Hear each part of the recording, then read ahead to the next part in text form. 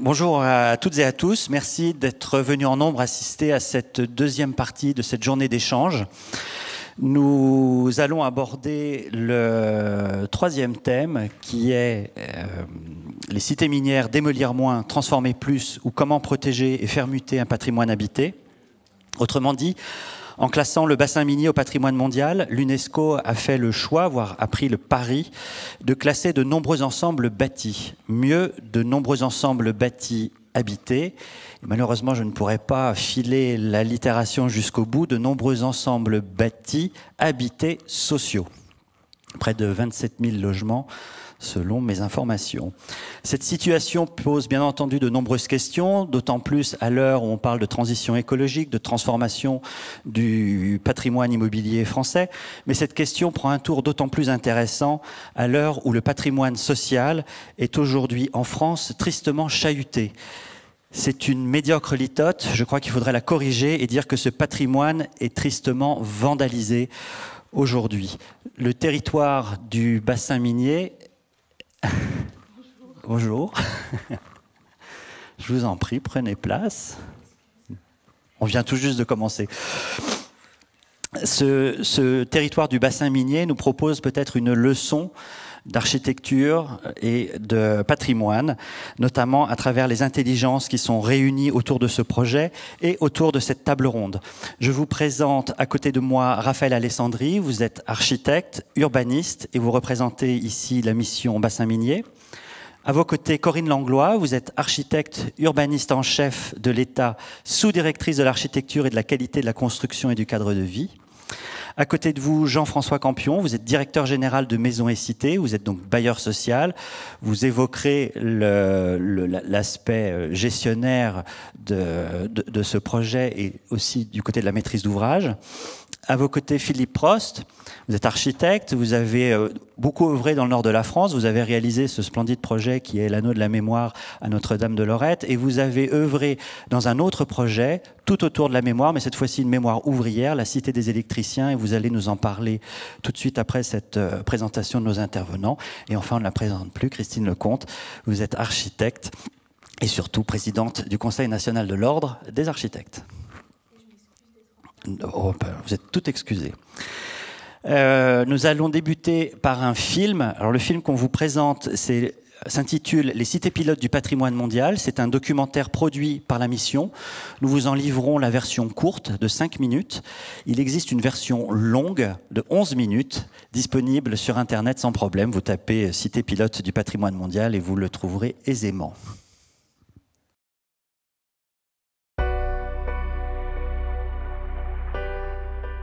Le bassin minier Nord-Pas-de-Calais est inscrit sur la liste du patrimoine mondial de l'UNESCO le 30 juin 2012.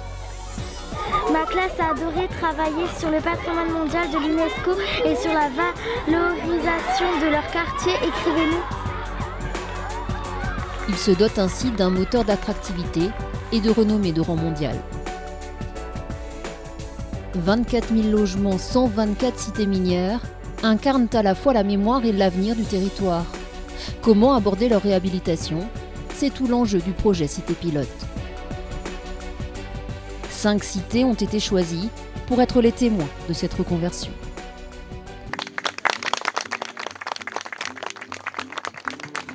Je suis heureux de vous remettre de manière symbolique cette clé qui représente la clé de votre cité. À Vieux-Condé, l'aménagement des espaces publics de la cité Taffin s'est achevé au printemps 2016.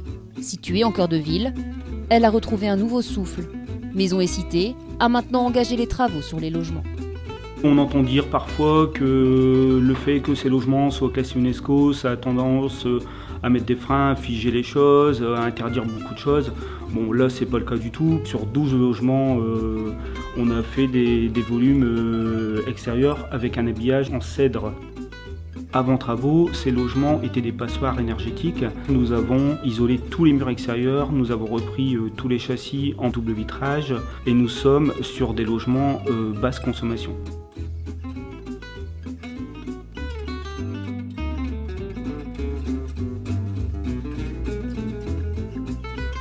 À Bruay-sur-Escaut, la cité Thiers n'est pas directement incluse dans le périmètre inscrit à l'UNESCO, mais le projet Cité Pilote est ouvert sur le patrimoine minier dans son ensemble. Là, les habitants auront concrètement à réfléchir à l'aménagement d'un espace qui fait 8000 m², donc qui est situé là au cœur de la cité. Comment les usagers vont utiliser ce lieu, comment ils vont se déplacer dans ce lieu, quelle activité on va pouvoir y faire, comment on aménage les espaces verts, en pensant à l'ensemble des publics, que ce soit les personnes âgées, les jeunes, les enfants.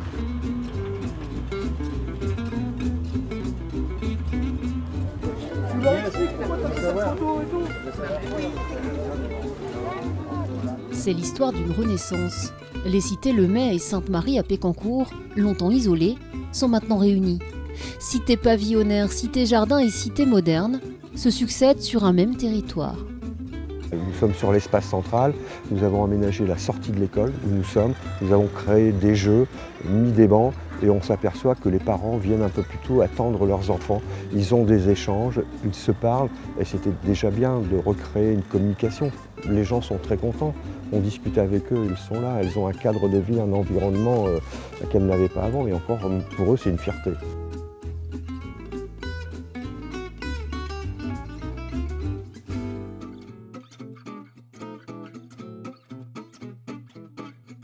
À Dourges, la cité Bruneau est l'une des premières cités-jardins construites en Europe. Sa valeur historique est donc exceptionnelle, mais sa réhabilitation doit se faire au bénéfice des habitants. Mon grand-père était mineur, mon père était mineur, j'ai toujours habité des cités minières. Donc le fait de pouvoir acheter une maison des mines, c'est vraiment le truc qui m'a tout de suite plu. Dans cette cité minière d'environ 170 logements, il y a à peu près 20 propriétaires. Donc le rôle de l'agglomération, c'est de les accompagner avec l'architecte et le service de l'architecte des bâtiments de France, dans le cadre du PIG Habiter Mieux, de façon à ce que tout le monde s'y retrouve et qu'on ait une équité de traitement à la fois sur les façades, mais aussi sur les économies d'énergie dans le logement.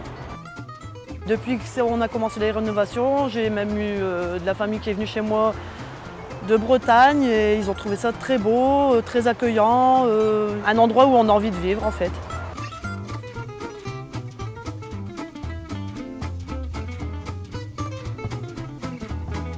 À Bruay-la-Buissière, la cité des électriciens, un des 5 grands sites de la mémoire, est le plus ancien coron du bassin minier. La cité est protégée au titre des monuments historiques et a été sauvée de la démolition. Elle accueillera le futur centre d'interprétation du paysage et du patrimoine minier.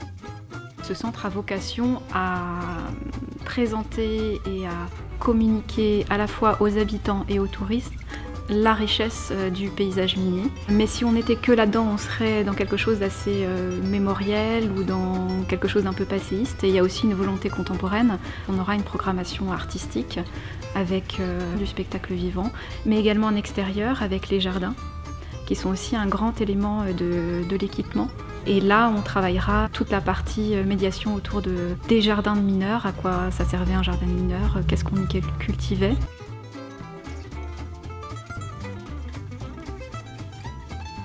Ce qui est important, c'est bien sûr le bâtiment, c'est l'environnement du bâtiment, c'est son architecture, mais c'est aussi toute la question de la rénovation urbaine. Quand on travaille sur la réhabilitation d'un logement, on se pose tout de suite la question de l'intégration de ce logement dans la cité et de la cité dans la ville.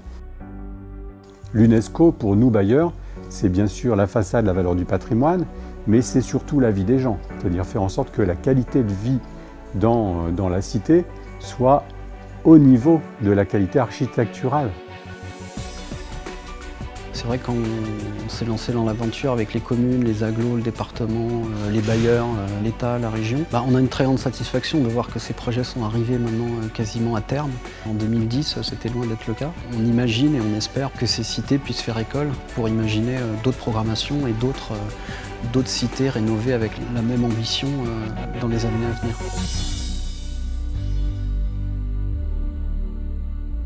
Alors nous avons voulu compléter ce film d'une présentation de la Cité des électriciens. La Cité des électriciens est une opération emblématique qui a bénéficié de moyens généreux puisqu'il s'agissait de créer un équipement culturel, vous l'avez vu dans le film. Et ce projet a été l'occasion pour son auteur, Philippe Prost, que vous avez devant vous, de révéler les qualités d'un petit patrimoine. Je n'aime pas trop l'expression petit patrimoine, peut-être as-tu un autre mot pour désigner ce patrimoine de l'ordinaire ou ce patrimoine à côté d'un patrimoine plus monumental. En tout cas, ce patrimoine du Nord souffre, ou du bassin minier, souffre d'une image ternie par des années de littérature et par aussi une filmographie. Il est victime de nombreux préjugés. Et à travers ce projet, Philippe, tu as su retrouver les qualités de cette architecture pour la sublimer. Tu as aussi rendu désirable un paysage qui nous est tous familièrement méconnu et tu en révèles les contours joyeux. Je te propose de nous le présenter. La flèche, ça c'est ça. Oui, merci. Ben, je crois que Éric Deleval, qui était élu à la commune de Bruyères-la-Buissière, utilisait le terme de monument du quotidien. J'aime bien ça parce que voilà, c'est un monument du quotidien, c'est pas un petit patrimoine ou un grand monument, c'est quelque chose qui parle de la vie des gens et qui accueille la vie des gens. Et ça, c'est ce qui m'a beaucoup plu dans ce territoire. Tu l'as rappelé, Jean-Philippe, je suis arrivé dans ce territoire après l'anneau de la mémoire. En fait, c'est un territoire que je ne connaissais pas du tout. Territoire du bassin minier. J'avais, comme tous les Parisiens, des préjugés stupides fondés sur une lecture hâtive et scolaire de Germinal, on va dire. Et quand je suis allé dans ce territoire, d'abord j'ai rencontré une humanité extraordinaire, des gens très, très chaleureux, très, très accueillants, très persévérants. Et puis j'ai découvert ce patrimoine après avoir construit l'anneau, parce que c'est Lens, c'est juste au pied de la colline, et on découvre pourquoi la guerre a eu lieu là, et bien pour contrôler le charbon, et ça a fait des centaines de milliers et des millions de morts. Voilà, donc c'est mon entrée en matière avec le territoire du bassin minier, et c'est pour ça que je suis toujours ému d'en parler, et je suis très très heureux que cette journée, alors je le dis comme ça, hein, que cette journée puisse avoir lieu à la Cité de l'Architecture pour parler de ce territoire qui est vraiment un territoire fort, attachant, dont on a pu voir ce matin à travers les différentes interventions qui ont eu lieu, que finalement c'est un territoire qui nous projette dans la réflexion d'un avenir partagé et commun. Alors, il faut que je mette un chronomètre, parce que sinon, je crois que je vais peut-être dépasser... Je suis le maître du temps. Bon, voilà. Donc, je vais vous parler de la Cité des électriciens. Vous avez un tout petit peu entendu parler ce matin par Jean-François Caron, qui a rappelé que c'était un des 5 sites pilotes qui avait été choisi pour parler et raconter l'histoire de ce territoire et de ce bassin minier. Et ce site, il a la particularité d'être un site mixte qui va accueillir toutes sortes d'éléments de programme. Ça, c'est quelque chose sur lequel je vais revenir. Mais surtout, c'est un site qui nous révèle l'histoire de ce territoire et qui connaît aujourd'hui une nouvelle vie. Donc, je vais essayer de trouver le bon bouton sur lequel il faut appuyer pour avancer. C'est ça? Voilà, c'est ça. Voilà. Donc, ici, vous avez une carte avant la mine, si je puis dire. Et vous découvrez un petit ruisseau bleuté avec des jolis boisements aquarellés en vert et des traits de traits qui représentent le relief. Un territoire rural, agricole, qui n'était pas encore travaillé par le charbon, si je puis dire. Et sur ce plan en noir et blanc, eh bien, vous découvrez ce territoire aujourd'hui, avec toutes ces cités minières que vous voyez représentées comme des sortes d'éléments, on pourrait presque dire comme des idéogrammes qui sont tous pareils et tous différents. Et puis, vous voyez au cœur, on vous l'a montré ce matin, vous voyez au cœur, oh mince, pardon, j'ai fait une mauvaise manœuvre, c'est là. Vous avez ici les terris dont on a parlé, la chaîne des terris qui sont représentées, qui environnent la cité, et puis une multiplicité de cités, et puis la première, pratiquement, la cité des électriciens, une des plus anciennes qui soit parvenue jusqu'à nous. Cette cité, elle porte le nom d'électricien, elle avait d'abord un numéro, avant d'avoir une appellation des cités des électriciens, donc elle n'a pas grand-chose à voir en fait avec la question de l'électricité, mais c'est des noms de rues, Volta, Ampère et autres. Et cette cité, c'est l'une des plus anciennes qui soit parvenue jusqu'à nous, puisqu'elle date du Second Empire. Alors c'est une cité qui a d'abord fait l'objet de protection. On a parlé ce matin des mesures de protection qui pouvaient être par rapport à ce bien patrimoine mondial qu'est le bassin minier. Elle a été inscrite à l'inventaire supplémentaire des monuments historiques, puis ensuite elle fait partie des éléments qui ont été protégé dans le cadre de la protection du bassin minier au titre du patrimoine mondial. C'est dire qu'elle a fait l'objet tout de suite d'un faisceau d'attention et qu'elle a été choisie par la mission du bassin minier et par les élus réunis comme étant un de ces 5 sites pilotes qui devaient faire l'objet d'une intervention particulière, particulièrement attentionnée, démonstrative, et qui devait accueillir, à la fois qui devait perdurer dans sa vocation initiale de logement, et qui devait également accueillir des éléments qui permettent au grand public, aux visiteurs locaux, visiteurs externes, de comprendre l'histoire de ce territoire à travers deux dimensions, celle de l'habitat et celle du paysage minier, puisqu'on a bien vu ce matin qu'il y a un véritable paysage minier, culturel, évolutif et vivant au sens de l'inscription au patrimoine mondial, mais aussi un paysage qui a été façonné par cette superposition d'une strate agricole initiale avec une strate industrielle dans un second temps, et qu'aujourd'hui, eh bien, on est à la croisée des chemins. Enfin, on a un peu dépassé la croisée des chemins quand même, on est déjà un peu parti sur une voie qui semble la bonne, mais on est dans ce moment où tout ce territoire est entré en évolution, en ébullition suite à différents éléments, et on l'a rappelé ce matin comme le RBM, l'engagement pour le renouveau du bassin minier, qui voit aussi des financements publics et nationaux s'inscrire dans le développement de ce territoire. Cette cité, vous la voyez ici représentée, c'est une forme d'architecture très élémentaire. Ce qu'on apprend aussi quand on rentre en contact avec un territoire et un paysage architectural comme celui-là, c'est que toute architecture, même la plus ordinaire qui soit, possède sa propre langue. Et le mot carin, eh bien, c'est un mot, avant d'aller sur ce territoire, que j'ignorais totalement. Vous pouvez regarder le vocabulaire de l'architecture française de Jean-Marie Pérouse de Monclos. Il nous parle des architectures classiques, des architectures protégées au titre des monuments historiques, mais ces mots de langue-là ne s'y trouvent pas. Et donc c'est très important parce qu'on découvre que c'est une langue architecturale et que c'est une langue qui a sa grammaire, son organisation, son articulation. On en a ici un des premiers exemples avec ce qu'on appelle un barreau, ce qu'on appelle aussi un coron, c'est-à-dire un corps de bâtiment très simple. On appellerait ça dans d'autres secteurs une longère, un bâtiment basique, vraiment élémentaire. On les additionne et on constitue une cité avec ces différents bâtiments. Et puis voilà l'état de la cité. Alors la cité avait fait l'objet d'une activation par des artistes qui s'appellent les Pas Perdus, à l'initiative de la communauté d'Aglo, avant qu'il y ait un projet qui mûrisse et qui prenne corps. Et ça, c'est l'état de la cité tel que j'ai pu la découvrir au moment de sa visite, de sa première visite. Donc une cité d'où progressivement la vie s'était retirée. Il n'y avait plus qu'une habitante et puis qui finalement a quitté les lieux. Et donc une cité muette, déserte, abandonnée, et qui évidemment, comme ça a été aussi évoqué ce matin, pour certaines d'entre elles, aurait bien pu passer au bulldozer et disparaître. Des bonnes fées que j'ai évoquées précédemment, des mesures de protection, un intérêt de la mission, un intérêt des collectivités ont fait qu'elle a été sauvée et elle a pu retrouver des couleurs et reprendre vie. Et c'est une très bonne chose. Et c'est déjà la première démonstration que chaque fois que l'on se pose la question de démolir, on doit mettre autre chose dans le plateau de la balance et on doit se dire à quoi ça pourrait servir. Est-ce que ça pourrait être utile? Est-ce qu'on a vraiment intérêt à produire des déchets? Est-ce qu'on a intérêt à reconstruire ce qu'on va démolir ici? C'est une question qui devrait habiter l'esprit des maîtres d'ouvrage comme des maîtres d'œuvre à chaque fois qu'ils prennent une décision de ce type. Et là, en tout cas, la décision a été prise et elle a été équilibrée, mûrement réfléchie, et elle a abouti au sauvetage. Voilà, alors une architecture qui est très simple, qui est très élémentaire, qui est en fait à l'époque 1860 quasiment directement tirée des principes qui sont utilisés dans les architectures locales de type agricole, des corps de bâtiments en briques, le matériau ressource sur place, et une architecture avec des toitures en tuiles flamandes, des choses très simples, qui sont mises en œuvre avec finesse, délicatesse, mais avec une très très très grande économie de moyens, et donc en utilisant le minimum de matériaux, ce qui d'ailleurs provoque chez elle une certaine fragilité, bien qu'elle ait pu parvenir jusqu'à nous à cette époque-là. Alors, première chose, il me semble, c'est toujours en tout cas comme ça, qui me semble qu'il faut pratiquer, c'est de comprendre comment l'ensemble s'est constitué. On débarque, j'ai envie de dire, face à un ensemble dont on a l'impression qu'il est fait d'un seul tenant. Et donc, dès qu'on se livre à son analyse, on comprend que c'est un ensemble vivant. Il a connu une première extension en 1871. À la fin du 19e siècle, on a ajouté ces petits pavillons pour compléter le logement des mineurs, qu'on appelle des caves. carins. Puis en 1910, on a reconstruit 2 barreaux avec leurs carins. Et puis après, un autre site qui voit l'effacement progressif. Et c'est évidemment toujours une aventure. En fait, rien n'est permanent sauf le changement, disait Héraclite. C'était il y a quelques millénaires.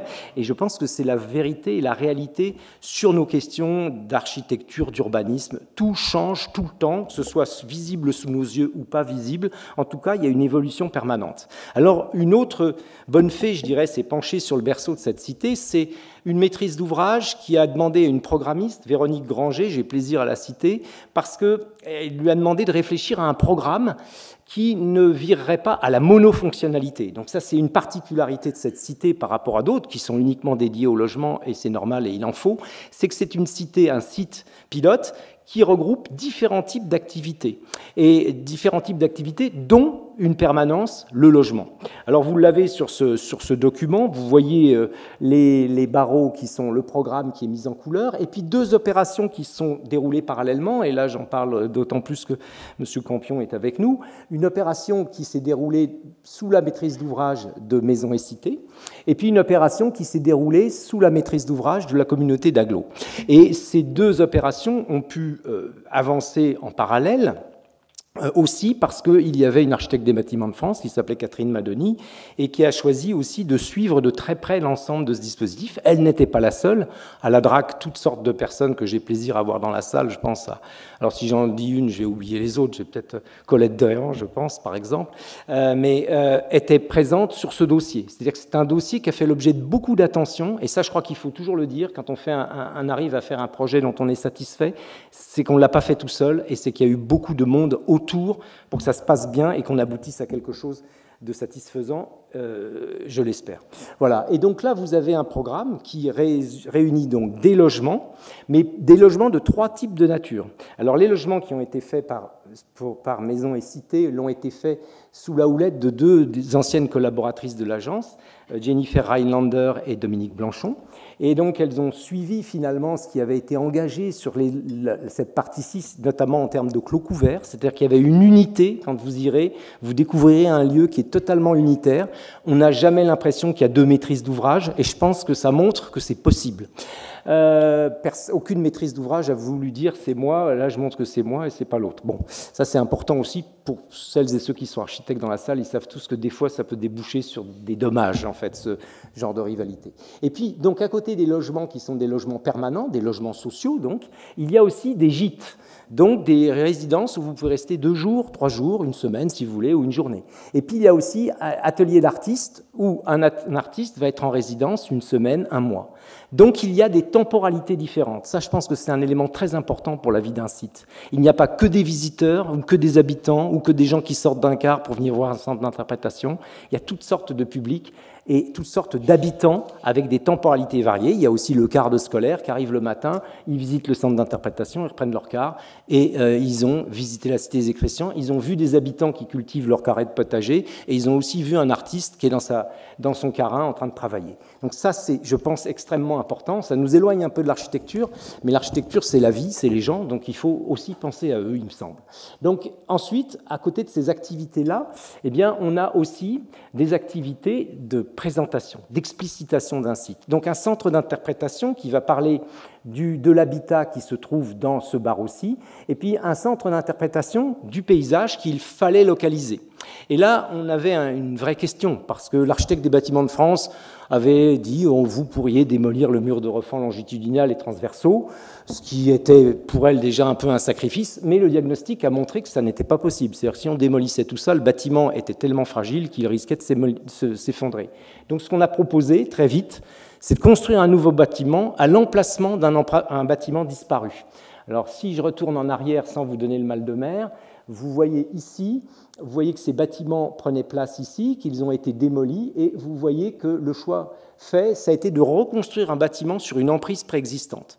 C'est évidemment un choix on aurait pu peut-être le mettre là, mais non, on l'a mis là parce que ça nous permettait de caler le paysage, de refermer un peu la figure, bien qu'elle soit très ouverte, et de donner une vue depuis ce bâtiment sur le terri, qui est un élément distinctif j'allais dire landscape, du paysage minier. Voilà, donc c'est un positionnement qui s'articule avec l'histoire et qui, du coup, trouve une forme de justesse dans son positionnement. Et puis, ça c'est une question importante, et donc ce bâtiment a accueilli le centre d'interprétation lié au paysage. Donc deux échelles, une échelle qui est celle du barreau central où on a gardé les murs de refend transversaux qui définissent le rythme des logements, et une échelle d'un bâtiment qui, lui, se trouve libéré de ces murs de refend transversaux, puisqu'ils n'ont jamais existé, qu'il est une construction neuve. Et là, voilà, des images qui vous montrent cette cité, une fois qu'elle a été restaurée, on s'en est occupé avec soin pour essayer de lui retrouver toutes ses qualités, toute sa présence dans la ville, un travail multiple avec toutes sortes d'intervenants. Vous en verrez un tout à l'heure qui est Lucas Mont-Saint-Jean, qui interviendra à la table ronde suivante, qui travaille à l'agence et qui a participé activement à ce projet, mais je pense aussi aux paysagistes forts qui ont fait ce jardin, qui est une relecture du jardin, des jardins ouvriers, c'est-à-dire que ça n'a pas été un copier-coller, on n'a pas voulu se remettre comme si on était à l'époque de la mine, c'est fini, mais qui a travaillé par exemple avec des graines qu'on a retrouvées, qu'ils ont retrouvées dans les sols, qui témoignent des passages des mineurs qui venaient d'Italie, de Pologne, d'Afrique du Nord et qui ont amené avec eux des espèces ou des essences. Donc, un travail pour redonner à cette cité ses qualités architecturales et paysagères, qui étaient très importantes, et puis lui redonner des qualités de vie. Voilà une vue depuis le centre d'interprétation du paysage. Et vous voyez aussi ces bizarres fenêtres qui sont apparues tout simplement parce qu'on était dans des logements qui étaient mono-orientés. Bizarrement mono-orienté au nord, ce n'est pas en général ce qui est recommandé en termes de logement, sauf pour les artistes du 19e siècle, peut-être pour peindre. Donc on a choisi, on a fait là aussi un travail très délicat, on a choisi d'ouvrir ces bâtiments au sud, de les rendre traversants, et pour cela on a choisi de travailler avec l'opus de la brique, c'est-à-dire la manière dont la brique est mise en œuvre, pour en retirer un certain nombre et du coup créer une transparence. Alors la transparence, elle est bien réelle, elle est active, elle vous permet d'ouvrir une fenêtre d'un côté et de l'autre, de ventiler naturellement, elle vous permet toutes sortes de choses qui relèvent du confort de la vie de tous les jours, la vie de tous les jours qui ne tombe pas toujours en panne comme un système mécanique de chauffage ou d'autres choses de ce type. Voilà, et voilà les petits carins que j'évoquais, et puis certains qui ont disparu, qu'on a choisi de réécrire simplement pour être quelque chose pour les enfants, ou pour accrocher des affiches au moment d'une exposition, ou faire que sais-je encore. Voilà, c'est le code rouge et noir que vous connaissez, je pense, c'est-à-dire le noir, c'est l'existant, le rouge, c'est toutes les interventions que nous avons été amenés à faire. Donc vous voyez qu'il y en a un certain nombre qui portent sur des bâtiments existants, et puis un certain nombre qui relèvent de la construction, et notamment ce barreau, ce nouveau barreau, si je puis dire, de la cité, qui accueille ce centre d'interprétation du paysage. Alors, des gîtes, j'ai voulu mettre une image des gîtes qu'on a pu aménager à l'intérieur de ce barreau gîte. Et vous voyez que, tout en conservant la structure, la trame, on s'est livré à un jeu sur la couleur. Sur chaque logement, travaille avec une couleur, avec des papiers peints, avec des éléments, on ne les voit pas trop là, mais qui crée à chaque fois un environnement pour chacun de ces gîtes. Et puis, évidemment, la question ensuite, c'était comment on travaille avec ce bâtiment, cette volumétrie et cette structure originelle de ces bâtiments. Donc, comment on déconstruit en quelque sorte, on conserve le volume et on déconstruit l'intérieur pour trouver de la liberté, pour en faire un lieu de présentation du paysage. Et donc, évidemment, ça passe par tout un tas d'opérations. On a pu aussi, et ça c'est un élément important, on a pu bénéficier d'un travail avec la fondation EDF bas carbone, c'est-à-dire que quand on a construit ce nouveau bâtiment, on est allé présenter ce projet dans la grande tour EDF à la Défense, et on a pu proposer de travailler sur la construction du nouveau bâtiment en le construisant vertueusement, comme on le construirait aujourd'hui.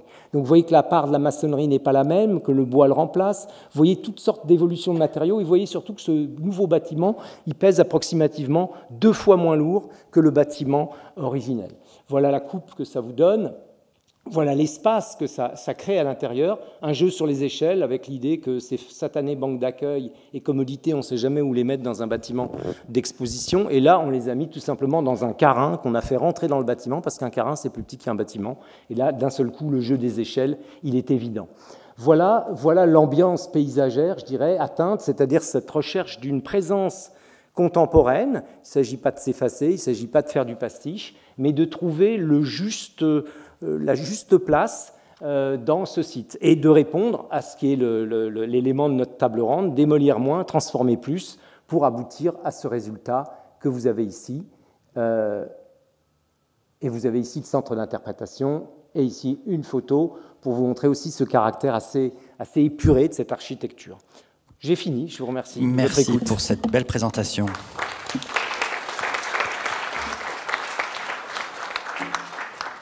Alors pour débuter nos échanges, je me tourne vers vous, Raphaël Alessandri.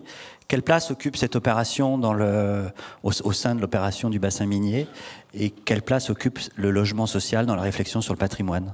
Cette opération, Philippe l'évoquait, c'est une des opérations pilotes qui a permis de... C'est ces démonstrateurs qui sont importants. C'est-à-dire que c'est une cité, tu l'as rappelé, tu l'as dit, elle devait être démolie. Donc son avenir a tenu qu'à un fil à un moment donné. Et puis après, les services de l'État, notamment le ministère de la Culture, a fait le pari de le protéger. Alors que je ne vais pas revenir sur le détail, mais c'était quand même très compliqué. Il y avait plein de questions qui se posaient. Mais à un moment donné, il faut arrêter le bras de la démolisseuse et puis faire le pari de l'avenir et de dire qu'on trouvera des solutions. Donc on a tous travaillé, y compris sur l'ingénierie financière, sur les travaux techniques, et puis après le maître d'œuvre arrive et il nous sort un projet magnifique. Donc on est tous très contents. C'est un démonstrateur. C'est un démonstrateur qui ne doit pas cacher une autre réalité qui est qu'il faut habiter, gérer, transformer, protéger, parce que la protection, c'est pas un gros mot. C'est-à-dire qu'il y a des fois, il faut assumer le fait que voilà, l'outil, on peut parler de planification, on peut parler d'évolution, il y a des éléments aussi, il faut assumer, les protéger comme tels. Mais bon, ça ne doit pas cacher l'ensemble d'une part des 70 000 logements dans lesquels les habitants continuent de vivre. Et parmi ces 70 000 logements, il y a à peu près 27 000 logements, contrairement à ce que disait la vidéo, qui sont inscrits sur la liste du patrimoine mondial. Donc, qu'est-ce que ça signifie de décider à un moment donné d'inscrire 24 000 logements sociaux, très sociaux, le porter au nu et dans le sein des seins de la reconnaissance du patrimoine. Jean-François Caron l'évoquait ce matin, c'est évidemment un projet politique fort, c'est un pari sur l'avenir, et c'est aussi, à un moment donné, assumer ce qu'on est, c'est-à-dire que ces logements, de toute façon, ils sont là. Il y a une époque où il y avait d'autres dirigeants à l'époque chez Maisons et Cités avec des perceptions différentes, évidemment, les choses évoluent. Et il y avait aussi de se dire, de toute façon, c'est un boulet qu'on traîne, si on pouvait, on démolirait tout et puis on passerait à autre chose. Bon, évidemment, ça n'est pas possible, et heureusement, mais en plus, ce serait nier ce qu'on est. Et de toute façon, à un moment donné, ce que disait Jean-François, assumons ce qu'on est, et on a sur le territoire 70 000 logements sociaux, très sociaux. Donc le travail qu'on a fait, c'est de transformer la perception qu'on avait de cet héritage. En 2003, quand on commence les études, honnêtement, il y a une perception plutôt négative de cette... Alors c'est du patrimoine social, les élus se sont battus pour qu'il reste dans le giron, donc c'est important, cette perception vraiment d'avoir un héritage social, c'est important. Par contre, la perception en termes d'héritage culturel, de patrimoine, n'existe pas. On parle de corons. On imagine tout le monde, et même ailleurs en France, qu'on a ces barreaux là, qui font des centaines de mètres, gris, tous identiques, dans lesquels les gens habitent. Donc le premier travail, ça a été déconstruire. Donc déconstruire, travailler sur la reconnaissance, donc travailler sur la connaissance. Donc il y a eu 3 ans de travail acharné, de terrain, un travail de rein. Il y a 563 cités, donc on a arpenté le territoire pendant 3 ans. On a référencé les cités, on les a décrites, on les a photographiées, on a analysé les données, on a fait un travail d'archives qu'il faudrait compléter. Et on est retourné voir le bailleur avec ça, et on disait, voilà, votre héritage, c'est ça, c'est un héritage social, mais ça a aussi une valeur patrimoniale.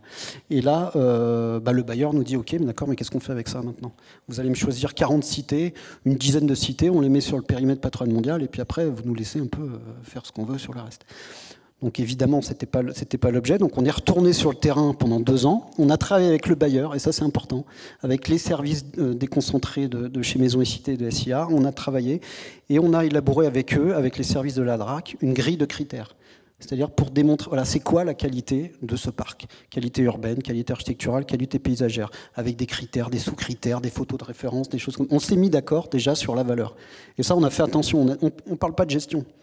On ne sait pas comment on va faire. Déjà, mettons-nous d'accord sur la valeur de cet héritage. Parallèlement, de manière maligne, on travaille avec les services aussi de Maisons et Cités pour, évidemment, avoir plus de connaissances. Vous me dites si je suis trop long. Avoir plus de connaissances aussi sur les contraintes en termes de gestion. C'est un bâtiment ancien qui n'a pas toujours été rénové dans les règles de l'art. Donc, voilà, parallèlement, on a mené les études pour faire émerger la qualité patrimoniale. en même temps, en discutant avec le bailleur, on avait en parallèle commencé à faire émerger aussi les contraintes en termes de gestion et de rénovation. Donc cette grille de critères qui a été validée, on est retourné on est des bons soldats à la mission, on est retourné 2 ans sur le territoire, on a renoté chaque cité une par une en fonction de cette grille de critères, et on est retourné, donc 4 ans, 5 ans, on est retourné voir le bailleur, on dit voilà, c'est ça vos cités minières, vous avez 40 cités exceptionnelles, il y en a autant qui sont remarquables, on avait validé ensemble cette grille de critères, au regard de cette grille de critères, voilà ce qu'on a sur le territoire. Donc maintenant on discute, et qu'est-ce qu'on fait de tout ça? Et en fait c'est là, c'est important, parce qu'en fait inscrire ce patrimoine, c'est assumer, objectiver que c'est un livre ouvert sur les évolutions de l'habitat patronal, de la naissance de l'hygiénisme, jusqu'à la charte d'Athènes. On est en train d'essayer de sauver un Camus, donc il est pas beau, c'est du béton, il est préfabriqué, il est en mauvais état, il n'est pas habité. Toujours est-il que c'est un marqueur essentiel de cette longue histoire de l'innovation et de la manière de concevoir l'habitat ouvrier. On ne construira plus jamais de logements préfabriqués à 100% sur le territoire ou ailleurs. Enfin bon, c'est une parenthèse. Donc, changer le regard, travailler sur la reconnaissance. Et après, le plan de gestion, on a travaillé, Catherine l'a évoqué, ça veut dire que quand on écrit un plan de gestion patrimoine mondial pour garantir au comité du patrimoine mondial que le territoire, ses acteurs, les bailleurs, les collectivités sont aptes à gérer ce patrimoine exceptionnel, forcément on l'écrit différemment que quand on écrit un plan de gestion pour une cathédrale, même si je ne dis pas que c'est simple, mais c'est différent. Donc le plan de gestion patrimoine mondial a pris à bord les questions de protection, évidemment, les questions de reconnaissance de la qualité architecturale, urbaine, paysagère, mais aussi a pris à bord les questions d'évolution, c'est-à-dire qu'il faut être clair, c'est-à-dire que ce patrimoine, il restera debout si les gens habitent dedans. Donc c'est un patrimoine habité. Donc si on n'arrive pas à faire en sorte que les gens aient envie d'y habiter, ce patrimoine va mourir, j'imagine comme tous les patrimoines, mais surtout si c'est du logement social. J'ai une question complémentaire. Est-ce que les enjeux climatiques, environnementaux changent ou peut-être dénaturent votre mission de sauvegarde du patrimoine ou pas? Honnêtement, non. Pour l'instant, non, parce que ce qui dénature, non, c'est pas. En fait, l'inscription au patrimoine mondial permet de prendre du recul par rapport à ces questions importantes, mais pas suffisantes. C'est-à-dire pendant 40 ans, on a mis aux normes, sans pouvoir faire la bascule et garantir que ce parc serait valorisé à la hauteur de ce qu'il est et garantir l'attractivité. C'est-à-dire, et ce qu'on dit à travers l'inscription au patrimoine mondial, c'est de dire oui, évidemment qu'il faut faire de la rénovation thermique, mais de la rénovation thermique, c'est pas de la rénovation. Les gens, ils n'habitent pas dans un 104 kWm² par an. Ils habitent dans un logement avec une cuisine ouverte sur le jardin, un séjour décloisonné, des chambres avec des bonnes surfaces.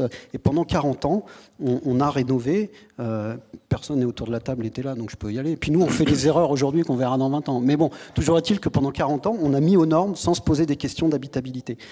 Donc on fait avec tout ça aussi. Et à travers les cités pilotes, si je voulais dérouler vraiment, donc il y a un travail de connaissance, reconnaissance, construction d'un vocabulaire commun et puis de partager sur les valeurs, et après des démonstrateurs. On l'évoquait ce matin, enfin dans le petit film, c'est important à un moment donné de faire la démonstration concrète que ce qu'on raconte là dans les plans de gestion, on arrive à le mettre en œuvre sur le terrain. C'est pour ça que des projets comme la Cité d'électriciens, comme les cités Lemay et Sainte-Marie, comme la Cité Taffin, à un moment donné, ça a été des points de bascule et c'est important parce qu'on a réussi à démontrer.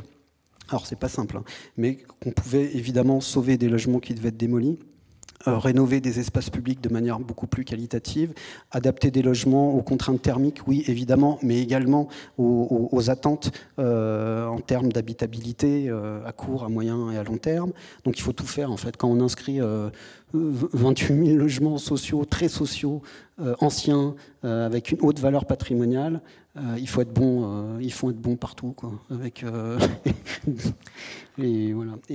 Et ces cités pilotes, ce qui est important aussi quand même, c'est que on voit qu'à travers la question du patrimoine, on a réussi modestement à sortir 5 opérations qui elles-mêmes ont démontré qu'on pouvait faire autrement et qui ont rétroagi sur le grand plan qui est l'engagement pour le renouveau du bassin minier. Et aujourd'hui, je pense que c'est pas une erreur de dire que s'il n'y avait pas eu ces opérations pilotes, cette notion d'approche intégrée, je ne sais pas si elle serait arrivée. Je pense qu'on aurait continué à rénover. Alors je ne dis pas que c'est simple, ça complique la vie du bailleur, mais au final, je pense si on arrive à le mettre en œuvre, je vois Jean-Louis et on va le voir après. Ce qu'on pense. si on arrive à le mettre en œuvre à la hauteur des ambitions, voilà, on aura créé des quartiers agréables à vivre et beaux. Philippe, tu évoquais tout à l'heure le fait que la Cité des électriciens a bénéficié d'une protection. Je vais passer la parole à Corinne Langlois, vous représentez le ministère de la Culture. De nombreuses cités minières ne font l'objet d'aucune protection, mais ont quand même le label UNESCO. Est-ce que, peut-être ce vide juridique, je ne sais pas si on peut dire comme ça, ou peut-être l'absence de superposition de systèmes de protection, que ce soit au titre des monuments historiques ou des sites patrimoniaux, est-ce que cela peut poser problème ou pas, selon vous?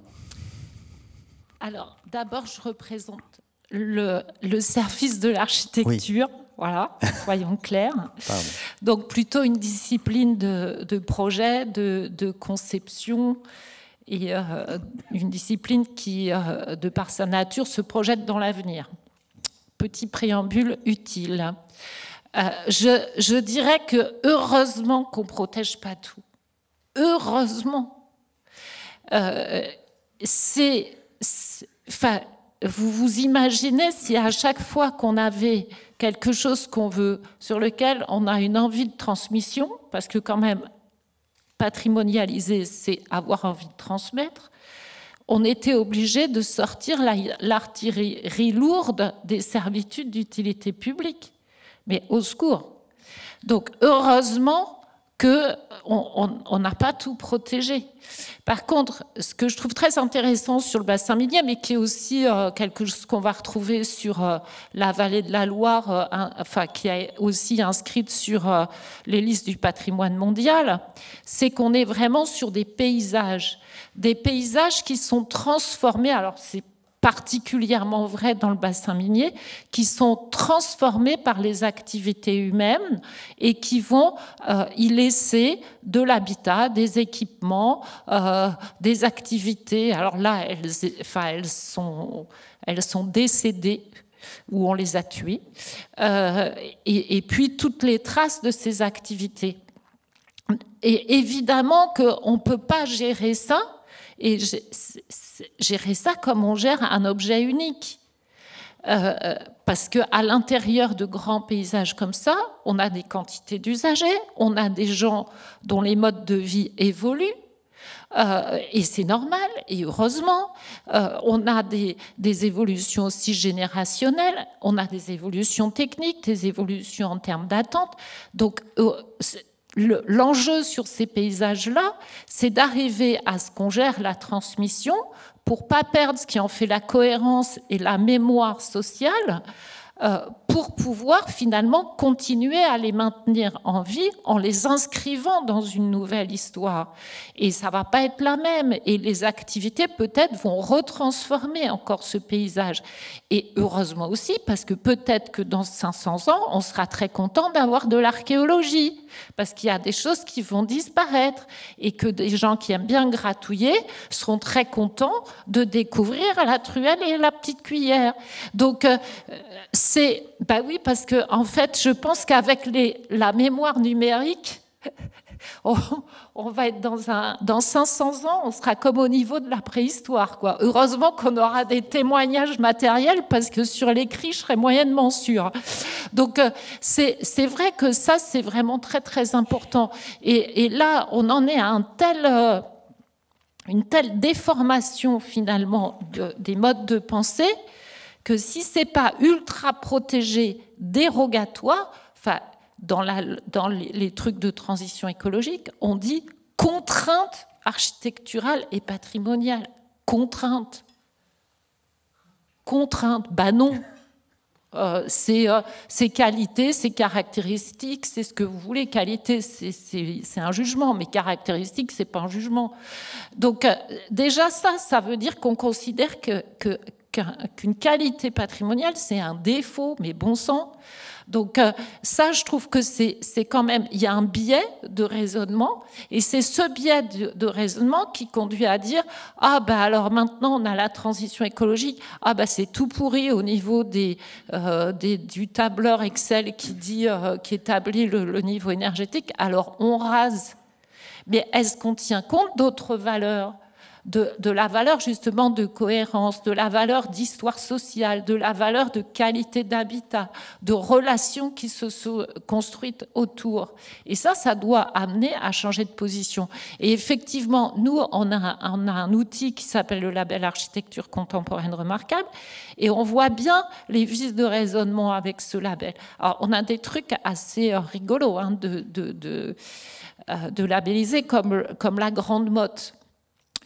Alors, c'est pas une cité minière, mais ça raconte quand même drôlement une histoire sociale, la Grande Motte, c'est-à-dire le tourisme pour tous, les vacances pour tous. Donc, c'est un autre type d'histoire, mais c'est quand même une sacrée évolution sociale que ça raconte. C'est labelliser architecture contemporaine. La labellisation, c'est pas du tout un outil de protection. La labellisation, c'est une manière de dire, vous voyez là, il y a quelque chose d'intéressant. Pourquoi c'est intéressant? Parce qu'il y a une architecture en réponse à un besoin social. On ne va pas le figer, mais c'est un outil ordinaire. Et comment ces éléments-là, on les fait passer d'une génération à l'autre. Quand on passe d'une génération à l'autre, on transforme, c'est normal. C'est ce qui fait que quand on vit dans un logement du XVIIe siècle, on n'ouvre pas les fenêtres simplement pour s'aérer et enlever les odeurs, quoi. En général, on va quand même un petit peu sous la douche. Donc, évidemment, si on veut habiter du XVIIe siècle, il a fallu mettre une douche, il a fallu mettre des WC, il a fallu mettre du chauffage, etc. Donc, ça ne se conserve que parce que ça sait s'adapter aux nouvelles techniques aussi de chaque génération. Pourquoi on ne ferait pas ça avec du patrimoine plus récent ? Bah, s'il faut le faire, il faut apprendre à le faire. Il faut déconstruire un raisonnement et des schémas de pensée qui disent c'est plus adapté, ça date de la génération précédente, eh bien je casse. Bah non, c'est un peu ce logiciel-là qu'il faut reprogrammer, et c'est un vecteur d'innovation, d'invention, de création pour les architectes qui est quasiment infini. Parce que toutes les techniques et autres et les formes ont considérablement évolué en moins d'un siècle. Les programmes se sont diversifiés d'une manière incroyable. Vous imaginez une MJC, enfin une maison des jeunes et de la culture pour les plus jeunes qui ne savent même pas ce que c'est. Il y en a eu plein des MJC de construites, c'était un programme. Maintenant, les MJC, c'est plus très tendance. Qu'est-ce qu'on fait d'une MJC ? La salle des fêtes du village, il y en a dans tous les villages de France. Qu'est-ce qu'on fait de la salle des fêtes demain ? Donc tous ces programmes-là qui sont des nouveaux programmes, ils vont avoir besoin de retrouver un usage. Et donc là, il y a vraiment, en faisant un peu tourner les neurones, il y a vraiment des potentiels de projets et de réutilisation, mais quasiment infinis. Donc allons-y, quoi. Et les architectes, ils sont juste faits pour ça. J'imagine, Monsieur Campion, que vous buvez du petit lait. Comment vous pouvez réagir à ce qui vient d'être dit ? Effectivement, pour un bailleur comme Maison et Cité, donc bailleur social, notre rôle premier de bailleur, c'est de loger la population. Et la population modeste, de surcroît. Même si, en France, dans le logement social, 80% de la population rentre dans le logement social. Donc on vise un spectre très large de la population. Ce patrimoine, ça a été décrit depuis ce matin, c'est à la fois pour nous, bailleurs sociaux, un frein, et ce classement, cette patrimonialisation, c'est à la fois un frein, mais c'est en même temps une opportunité remarquable pour un bailleur social. C'est un frein parce qu'effectivement, on a des contraintes, on a des coûts de réhabilitation, on y reviendra peut-être après sur le volet plus financier, mais on a aussi des contraintes dues à l'histoire de ce patrimoine. Ce patrimoine, il a été dans un certain nombre de sites avec des mouvements, de l'affaissement minier, ça a été évoqué ce matin. Donc un patrimoine qui a pu être chahuté, qui a pu aujourd'hui, a encore ou peut encore avoir les stigmates de ces mouvements qui, sur certains endroits, encore en ce moment, bougent et donc casse, détruit, rend quasiment impossible l'utilisation dans des bonnes conditions de sécurité de ce patrimoine. Rassurons-nous, c'est que sur des endroits ponctuels dans le bassin minier, mais ça arrive encore. Et ce point-là, il faut également l'intégrer. C'est un patrimoine qui aussi régulièrement a subi de l'humidité, de par le matériau, la brique, la perméabilité, de l'humidité aussi qui remonte par le sol. Donc ça nous entraîne à faire un certain nombre de traitements. On a souvent des caves dans ce patrimoine qui étaient à l'époque aussi l'endroit où on stockait la nourriture. Donc il y avait une vocation de ces caves. Aujourd'hui, comment on retrouve aussi une vocation de ces caves qui sont régulièrement humides du fait également de l'arrêt de l'exploitation minière, qui a fait que un certain nombre de nappes qui pouvaient être pompées par la mine aujourd'hui retrouvent peut-être un certain nombre d'endroits, donc entraîne aussi sur le patrimoine des conséquences. C'est un patrimoine qui a été construit à l'époque pour loger des mineurs, donc avec souvent et très régulièrement dans une même cité énormément de typologies similaires. On peut avoir des cités de 700, 800 logements horizontaux avec une taille de jardin de 300 à 500 mètres carrés. Je vous laisse calculer la surface que ça représente au sol dans des communes, et dans des communes de 3000, 4000 habitants, on peut avoir et on peut être propriétaire de quasiment 80% des logements. Mais cette typologie similaire, c'est aussi des typologies, on peut avoir des cités à 800 logements, dont 700 type 3. Toutes les familles françaises ne rentrent pas dans un type 3. À l'époque, c'était le modèle avec 2 pièces à rez-de-chaussée, les commodités en général au moment de la construction au fond du jardin, et 2 chambres à l'étage. Et dans chacune des chambres, on avait 2, 3, 4 enfants. Est-ce qu'aujourd'hui, c'est encore le modèle de l'habitat, l'attente des habitants et l'attente de la population d'aujourd'hui? Ce patrimoine a été également remanié, retravaillé, on y a amené les communautés, on y a refait un certain nombre d'endroits du chauffage central, on y a installé de l'isolation, plus ou moins forte, plus ou moins en fonction des périodes, en fonction des années. Donc, ce qui nous amène à avoir un patrimoine qui est totalement hétéroclite et sur lequel on a énormément d'enjeux de réhabilitation. Mais c'est aussi une réelle opportunité parce que pour un bailleur social, disposer de 65 000, dont 61 000 logements miniers individuels, en termes de produits, d'attractivité, à condition qu'ils répondent aux attentes de la population, c'est une réelle opportunité. On doit et on se doit sur ce patrimoine de tenir compte de son histoire, de l'histoire de chacune des compagnies minières. C'est aussi un patrimoine très diversifié. Ça a été expliqué ce matin. Chaque compagnie construisait des logements pour attirer les ouvriers, attirer les mineurs. Donc on a une réelle diversité architecturale très intéressante sur laquelle on mène avec la mission Bassin Minier et avec les équipes de la DRAC des réflexions sur comment mettre en valeur encore plus ce patrimoine et la différence entre les compagnies minières et entre les dates de construction des cités au sein même d'une même compagnie minière. Raphaël le disait tout à l'heure, les cités pilotes ont été un certain nombre de témoins, d'expérimentations qui aujourd'hui effectivement nous permettent, dans le cadre de l'engagement pour le renouveau du bassin minier, de traiter et d'intégrer ces cités en opérations intégrées, sur lesquelles on vise à la fois l'enjeu du logement, mais surtout, et c'est ça qui nous intéresse en tant que bailleur également, l'enjeu de l'aménagement urbain, de l'aménagement des espaces publics, en accompagnement des travaux réalisés par le bailleur. Ces enjeux urbains, ils sont importants parce que ces cités, elles ont été, et ça a été expliqué très très bien ce matin, elles ont souvent été construites en dehors des centres-bourgs, sans forcément de liaison avec la ville ou aujourd'hui avec les villes moyennes que constituent l'archipel des villes du bassin minier. Il y a un réel enjeu à ce qu'une fois l'exploitation minière terminée, puisque les cités étaient en général tournées, les voiries, l'ensemble des cheminements tournés vers le puits de mine, et non pas vers la ville, mais pour emmener les ouvriers vers le puits de mine, comment ces cités, on les relie, on fait de la couture urbaine, on les amène à ce qu'elles soient intégrées à la ville.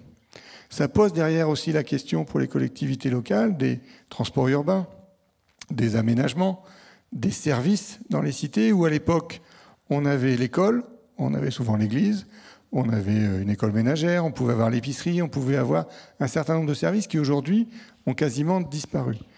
Le fait de traiter ces cités sous forme de cités intégrées dans une démarche partenariale, État, région, département, ville, agglo, bailleurs et l'ensemble des services qui travaillent sur la protection du patrimoine, nous amène à réaliser des schémas d'aménagement urbain qui nous permettent également de traiter le sujet des aménités dans ces cités. On est en train, à certains endroits, de recréer et de positionner dans les cités minières des maisons d'assistance maternelle.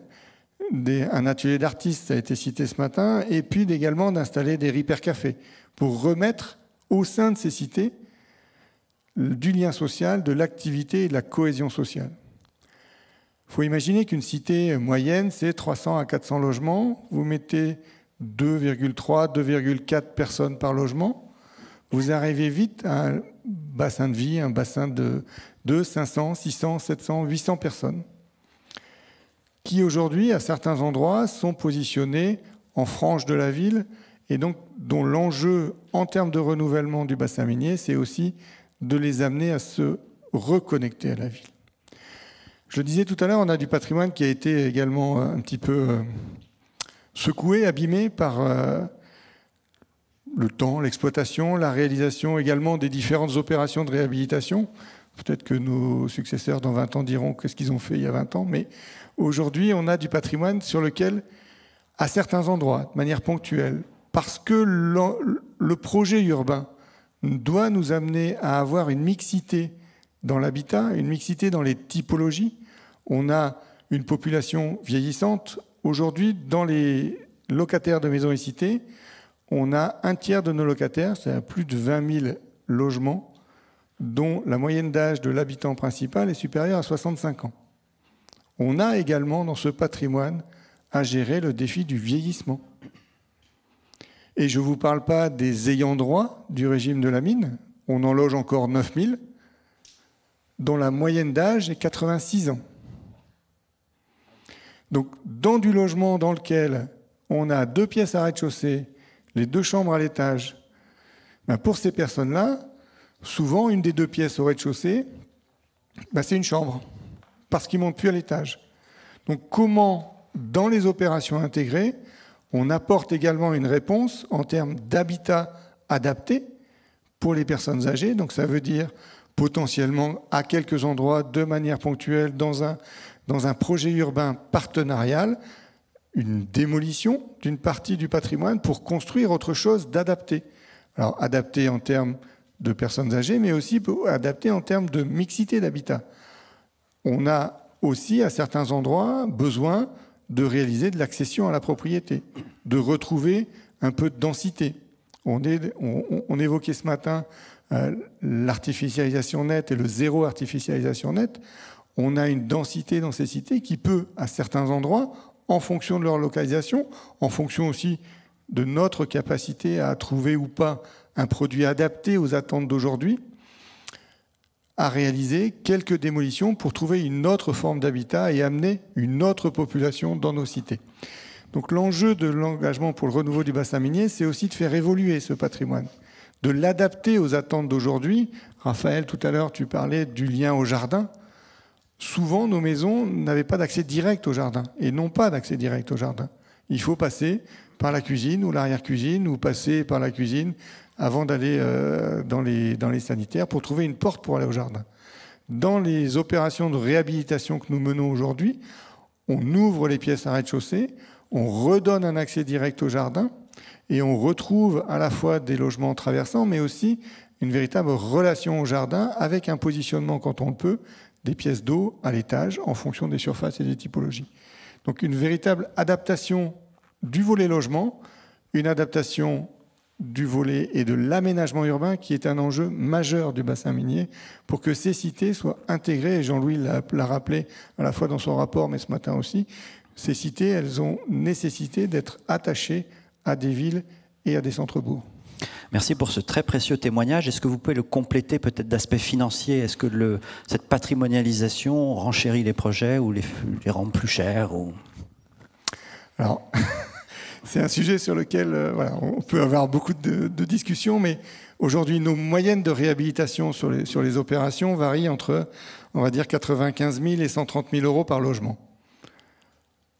Si on prend un logement collectif classique, on est plutôt entre 60 et 70 000 euros. Je vous laisse faire le calcul du rapport et du ratio. En face, par rapport à un bailleur social qui a du logement collectif qui réhabilite pour avoir la même performance énergétique, c'est-à-dire une étiquette C ou un niveau BBC rénovation, on a le même loyer. Parce que le prix du loyer au mètre carré, en France, est le même partout, zone 1, zone 2, zone 3. On est en zone 3 dans le bassin minier. On n'est pas en zone 1, on n'est pas à Paris ou dans la couronne, ou dans la couronne parisienne ou dans les grandes métropoles françaises. Donc on a, en face de cette dépense au logement, un loyer moyen entre 350 et 500 euros. Si vous prenez 130 000 euros de dépenses, un loyer de 450 euros, sans même parler de frais financiers, d'entretien courant, de grosses réparations, il faut 25 ans pour l'amortir. Uniquement l'investissement initial. Donc derrière, ça nous oblige, avec l'accompagnement dans le cadre de l'ERBM sur une partie de notre production de l'État, de la région, des collectivités locales en termes de subventions, donc des EPCI en particulier, à une véritable ingénierie financière pour pouvoir porter ces investissements qui vont permettre de continuer d'avoir ce patrimoine social qui est une véritable opportunité pour les habitants du territoire. Aujourd'hui, vous ne pouvez pas imaginer comment nos habitants sont fiers d'habiter dans leur logement. Pour certains, ça rappelle leur histoire, leurs parents, leurs grands-parents, mais pour d'autres qui arrivent dans ce territoire, quand on arrive à leur faire des explications sur le pourquoi ce patrimoine est là, pourquoi on le réhabilite et pourquoi on amène ces logements dans cette performance énergétique, en les transformant et les adaptant, on a une véritable fierté de logement dans ce patrimoine. Ces programmes, juste dernier mot, ces programmes, on les réalise dans une gestion partenariale et dans une concertation importante avec la population. Quand on a lancé le RBM en 2017-2018, on a lancé beaucoup de groupes de travail, y compris avec nos habitants et fortement avec nos habitants, sur lesquels on leur a fait travailler directement dans les logements, dans des logements vides. C'est quoi pour vous le logement? Comment vous l'imaginez? Vous l'habitez?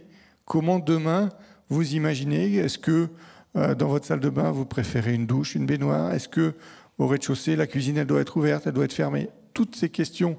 Alors, en 2020, on a été frappé par la crise sanitaire, mais on a lancé dans toutes les cités, dans les 30 cités aujourd'hui en travaux sur le territoire, on a lancé toutes ces phases de concertation qui nous ont permis également, avec les collectivités locales, avec nos partenaires de l'État, de la région et des collectivités locales, de porter également un discours sur l'histoire de ce patrimoine, d'où il vient et pourquoi on l'emmène dans cette réhabilitation. Et dernier mot, on y fait également dans ce patrimoine des expérimentations à grande échelle sur l'utilisation de matériaux biosourcés. On a lancé sur Pécancourt, alors c'est la même ville que les cités Lemay et Sainte-Marie qu'on a pu voir ce matin ou tout à l'heure, une expérimentation avec la mise en œuvre de béton de chanvre en termes de matériaux isolants à l'intérieur du logement, avec un résultat aujourd'hui, donc on attend les résultats de l'instrumentation, parce qu'on a lancé avec l'Université d'Artois et l'Université Polytechnique de Valenciennes, une instrumentation sur 50 logements qu'on a traités en béton de chanvre, et les premiers retours qu'on peut avoir, qui sont des retours subjectifs des habitants qui y ont passé leur premier hiver, est un retour très positif parce que, en plus d'avoir le confort thermique, on traite également le confort et le sujet lié à l'humidité. L'hygrométrie dans le logement, puisque le béton de chanvre, soit projeté, soit en bloc, on y a mis les deux techniques pour aussi les comparer, nous permet également de traiter le sujet de l'hygrométrie à l'intérieur du logement avec une absorption et un rejet au fur et à mesure des besoins du logement. Et on va y voir cet été, puisqu'il y a aussi dans les études également un impact potentiel sur le confort d'été. Donc vous voyez, tout ce patrimoine, tout cet engagement pour le renouveau du bassin minier, pour un bailleur, j'ai l'habitude de dire à mes équipes, ce patrimoine, il nous oblige. Mais pas dans n'importe quelles conditions. Aujourd'hui, effectivement, on a à gérer une question d'attractivité de ce patrimoine pour que ça réponde aux attentes de la population d'aujourd'hui, de demain et surtout d'après-demain, puisque nos investissements Vous l'avez vu, on va les amortir sur 25, 30, 40 ans. Donc il ne faut pas qu'on soit rattrapé par la patrouille, si je me permets, dans les années qui viennent. Et également d'attractivité en termes d'enjeux de renouvellement urbain. Dernier chiffre, depuis 10 ans, depuis le classement du patrimoine, et uniquement sur le patrimoine classé à l'UNESCO, Maisons et Cités a investi 650 millions d'euros dans ce patrimoine. Et je ne parle pas de l'entretien courant, je parle que de l'investissement. Et sur les 10 ans qui viennent, uniquement sur le patrimoine classé à l'UNESCO, on va investir plus de 700 millions d'euros. Donc au total, c'est un peu plus d'1,3 milliard investi par le bailleur sur le patrimoine classé au patrimoine mondial de l'UNESCO. Sur le reste de notre patrimoine, on aura investi sur la période des 20 ans un peu plus de 2 milliards d'euros. C'est de l'investissement local, porté par des TPE et PME de la région, non délocalisables, et dans lequel également on fait jouer les clauses d'insertion dans nos marchés, ce qui nous permet également d'aller chercher dans nos habitants, nos locataires, des personnes éloignées de l'emploi, pour essayer de leur remettre au travers des marchés de travaux un pied à l'étrier, de les retourner, de les ramener vers l'emploi, vers l'activité, et donc de retrouver une réelle dignité dans notre société. Je pense qu'on reviendra après sur ces questions de méthode. Vous avez eu cette très belle phrase disant que le patrimoine social est une opportunité. Or, je note que de nombreux sites remarquables, en tout cas aux yeux des historiens de l'architecture dont je suis, sont aujourd'hui menacés, notamment des ensembles sociaux exceptionnels, la Butte Rouge à Châtenay-Malabry, les Tournuages à Nanterre, ou encore la Maison du Peuple. Bon, c'est pas un ensemble d'habitations sociales, mais c'est un symbole du patrimoine social, la Maison du Peuple à Clichy. Christine Lecomte, selon vous, de quel mal ces situations sont les symptômes? Merci. Est-ce que vous m'entendez? Ouais, oui, c'est bon. Alors peut-être tout d'abord dire que je suis extrêmement honorée d'être là parce que je pense que l'exemple du bassin minier est un exemple pour beaucoup d'autres territoires et pour beaucoup d'autres types de situations que nous vivons aujourd'hui en France. Et donc effectivement, pour nous, on doit en tirer des conséquences, mais pas simplement entre nous, les acteurs du patrimoine, ou alors les acteurs bailleurs sociaux engagés. On a besoin que ça soit beaucoup plus porté en interministériel. Parce que l'une des questions qui est fondamentale, c'est que souvent ce patrimoine du XXe siècle, il est lié à une conjoncture plutôt dans un autre ministère dont dépend notamment l'Agence de rénovation urbaine, dont les fonds sont quand même largement, et l'équilibre budgétaire est quand même largement porté par un équilibre dans lequel la démolition a une place tout à fait conséquente. Donc aujourd'hui, au XXIe siècle, avec la question des déchets qu'on produit en masse en France, je vous rappelle quand même 66% des déchets sont produits par le bâtiment en France, donc autant dire on peut arrêter de trier à Paris, ça sert à rien. Puisque 75% en Île-de-France, donc autant dire à Madame Dupont d'arrêter. Je pense que là, donc le bâtiment a besoin de faire des efforts, ne serait-ce que sur cette question-là. Et donc à partir de ce moment-là, si l'équation économique est portée par la démolition dans un autre ministère, ça nous demande à nous, acteurs de la question patrimoniale et de l'architecture, de développer des efforts qui sont extrêmement conséquents pour convaincre. Et là, on a un exemple typique d'une réussite d'une chaîne d'acteurs qui, si on remonte, se sont mis à plusieurs pour convaincre.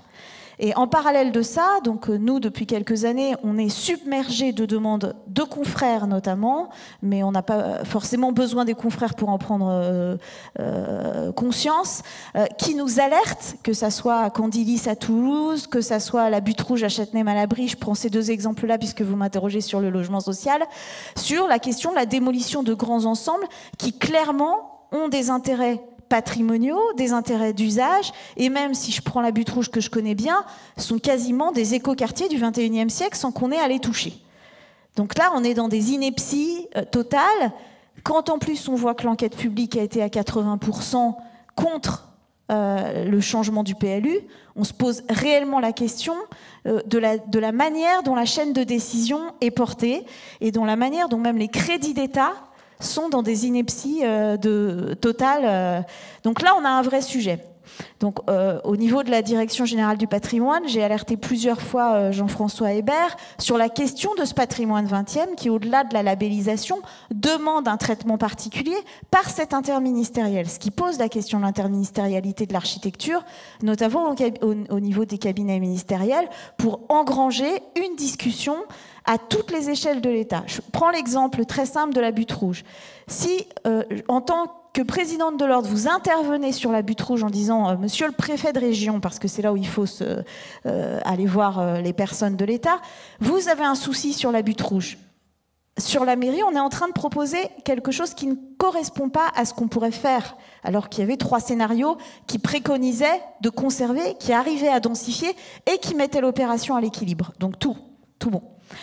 Et là, vous faites des tonnes de propositions. Vous proposez le programme REA-PUCA pour que ça rentre en expérimentation, donc des sous en plus. Vous proposez d'aller directement voir la rénovation urbaine vous-même pour qu'il y ait un effort qui soit fait de démonstrateur sur un exemple qui est quand même visité dans le monde entier, qui est proche de Paris, etc.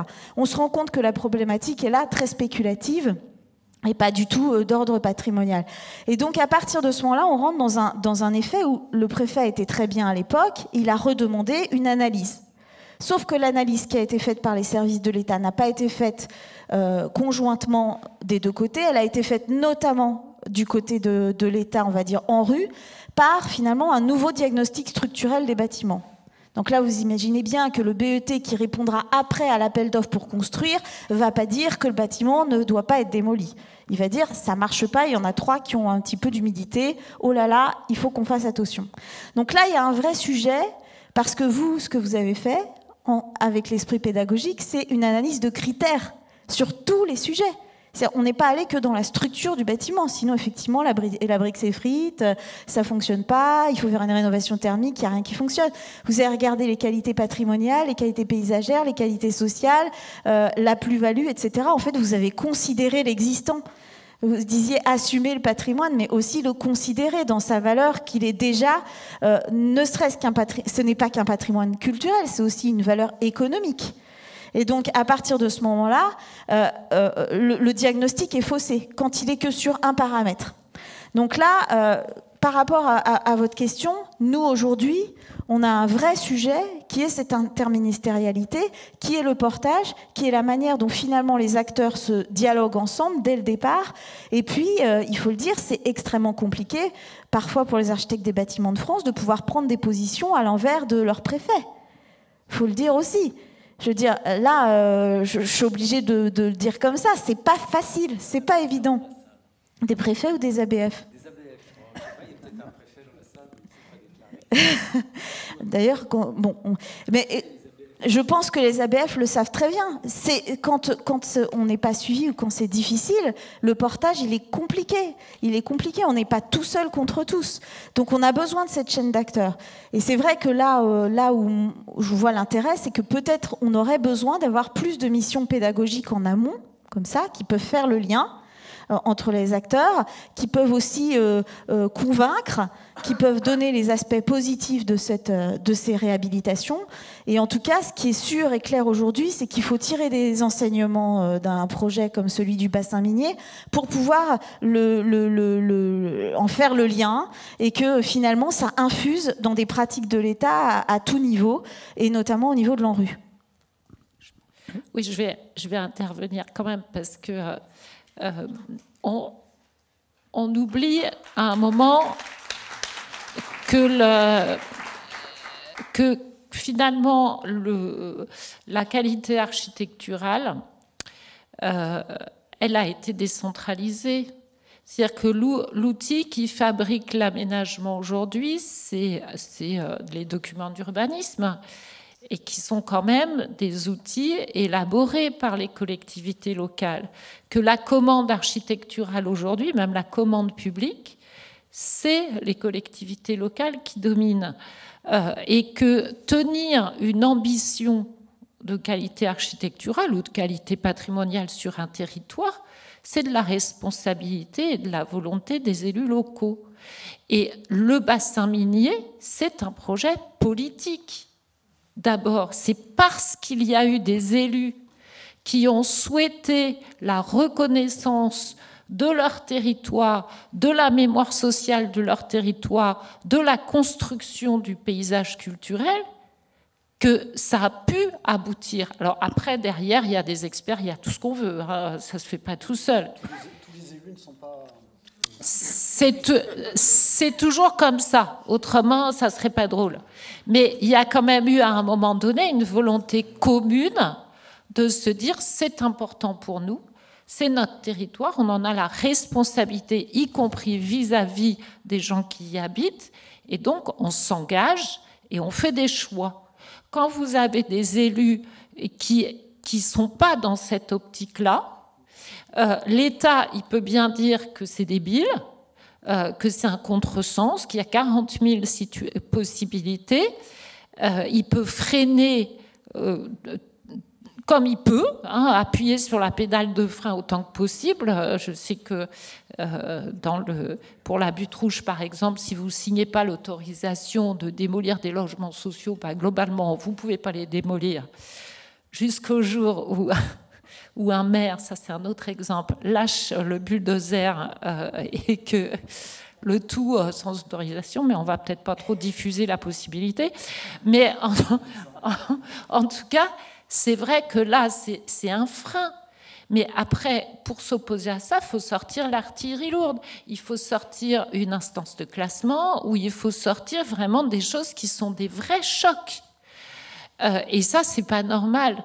C'est-à-dire que, effectivement, et ça c'est un enjeu pour l'architecture du XXe siècle, c'est d'arriver à avoir suffisamment de joueurs, entre guillemets, pour montrer qu'on peut transformer.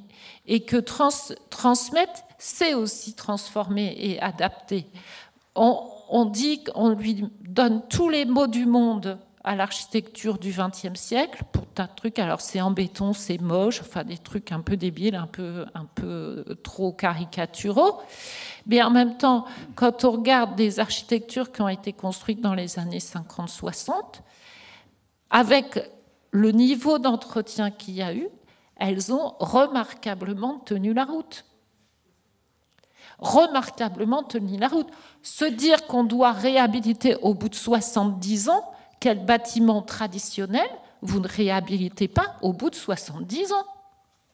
Donc il y a aussi tout un tas d'idées reçues à déconstruire, et puis justement, comme disait Christine, de montrer tous les bons exemples, de décomplexer sur oui, c'est possible. Et on a un ensemble d'AIO qui, je pense, donc pareil que les tournuages c'est un petit peu différent parce qu'il y a une partie réversible, donc il y aura quand même un petit choc avec l'apparition potentielle d'un Dubaï plage à la place des tournuages, mais en tout cas, on peut toujours l'enlever, quoi.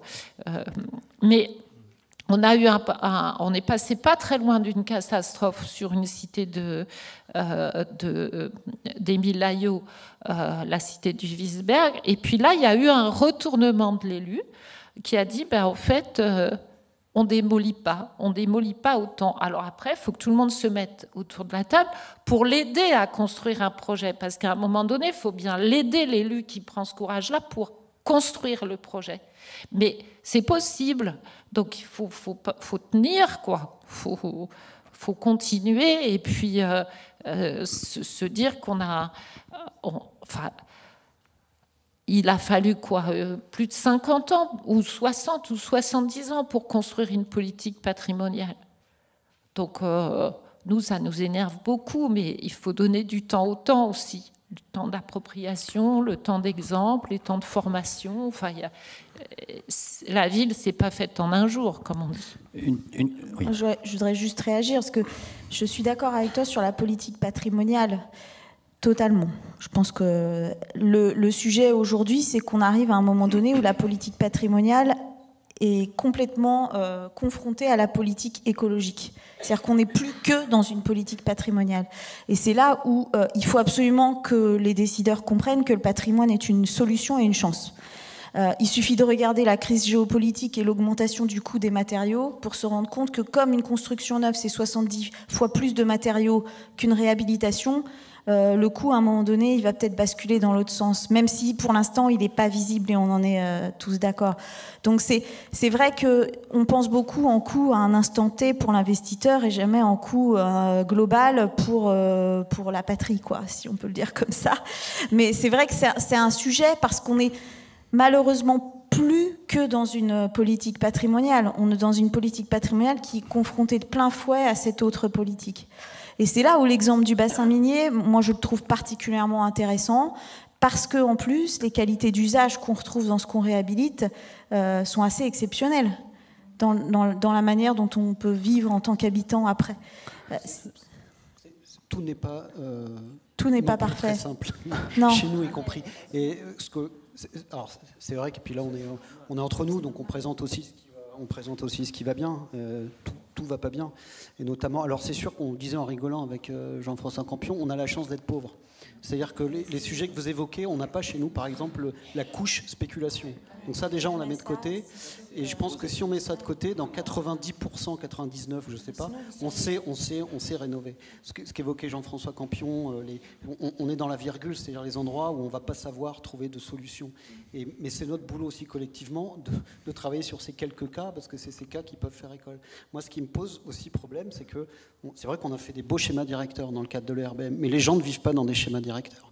Et le problème, c'est qu'on évoquait la question du financement, mais il y a la question de la place de l'architecte et la place du paysagiste. C'est-à-dire que là, on commence à voir sortir la traduction de ces schémas directeurs quand on passe en maîtrise d'œuvre. Alors, je ne sais pas comment c'est chez vous, mais dans le bassin minier, il y a encore une culture qui est que quand on rentre dans le gras, c'est-à-dire que c'est sérieux, on file l'opération à des bureaux d'études, VRD, pour faire des aménagements. Et alors là, c'est-à-dire que toute l'ambition qu'on avait, sur lesquelles on a travaillé pendant 2 ans, des fois, avec des financements, avec plein de gens autour de la table, avec des comités de pilotage, des comités techniques, plein de gens intelligents, au final, qu'est-ce qui se passe? C'est-à-dire que quand on rentre, les paysagistes, les architectes disparaissent quand on rentre dans la maîtrise d'œuvre. Et ça veut dire que quand on mène des diagnostics sur des bâtiments anciens, si on confie ça, j'ai rien contre les bureaux d'études, on travaille mais à un moment donné, c'est ceinture, bretelles, parachute et tout ça. Et moi, j'ai eu une discussion avec un architecte du patrimoine là, dans le bassin minier qui commence à travailler sur alors on l'a amené sur un bâtiment, mais très très très compliqué. Il avait les yeux qui brillaient, sauf qu'il me dit, moi, je fais mes calculs de résistance des matériaux. Il m'arrive d'arriver sur des églises à rénover où les bureaux d'études partent en courant parce que les modèles ne fonctionnent pas. Mais ça, c'est le quotidien, c'est-à-dire qu'on fait appel... Alors évidemment que quand on veut tuer son chien, on dit qu'il a la rage. Et moi, je ne connais pas de bureau d'études qui va prendre des risques. Donc à un moment donné, le truc, il est vite fait, quoi. Quand on arrive, et où sont les architectes sur les diagnostics? C'est parce que c'est ce que je disais tout à l'heure. C'est la fin de la ville facile. C'est un moment où on doit se dire, voilà, il faut plus de matière grise pour moins de matières premières, quoi. C'est-à-dire qu'à un moment donné, oui, il faut diagnostiquer, oui, il faut passer du temps à comprendre comment ça a évolué, comment ça a vécu, et puis il faut y croire. Faut y croire. Et effectivement, si vous êtes pas dans un endroit où il y a une spéculation foncière très forte, évidemment. Évidemment, c'est pas le 92. C'est clair. Et encore plus, il n'y a pas le tramway qui arrive juste en bas de la butte rouge. Donc c'est clair que vous n'êtes pas du tout dans le même système. Mais là, on arrive, on est un peu dans 2 extrêmes. N'empêche que la butte rouge, il suffit de regarder pour voir que c'est flagrant, en fait, que ça fonctionnerait autrement. Donc c'est aussi ça qui est... L'outil de protection. Le 11-19, par exemple, enfin les grands sites qu'on appelle là. Ouais. Donc à un moment donné, il y a l'État qui est venu et qui a dit, voilà, je parie. C'est-à-dire qu'aujourd'hui, il n'y a aucune solution technique, il n'y a pas de solution financière, il n'y a même pas de maître d'ouvrage, il n'y a pas de programme, mais ce site, il a une valeur, je le protège.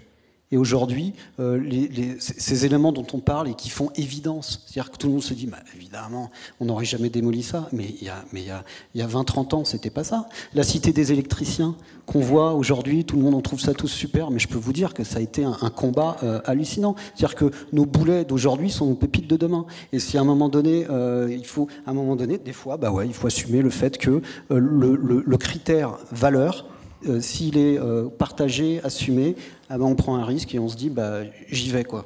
Je protège, je sais qu'on trouvera des solutions. Mais je crois que c'est aussi la particularité de ce territoire. C'était l'État, il s'est senti une responsabilité. Enfin, je ne suis pas l'État, il y a des représentants de l'État dans la salle, mais il s'est senti une responsabilité aussi parce que c'était Charbonnage de France. Donc c'était un tout, c'était une globalité. Et c'est ce qui est la chance, ce qui a été la tristesse ou la misère, mais qui était inéluctable de l'arrêt de l'exploitation du charbon, la disparition de l'activité.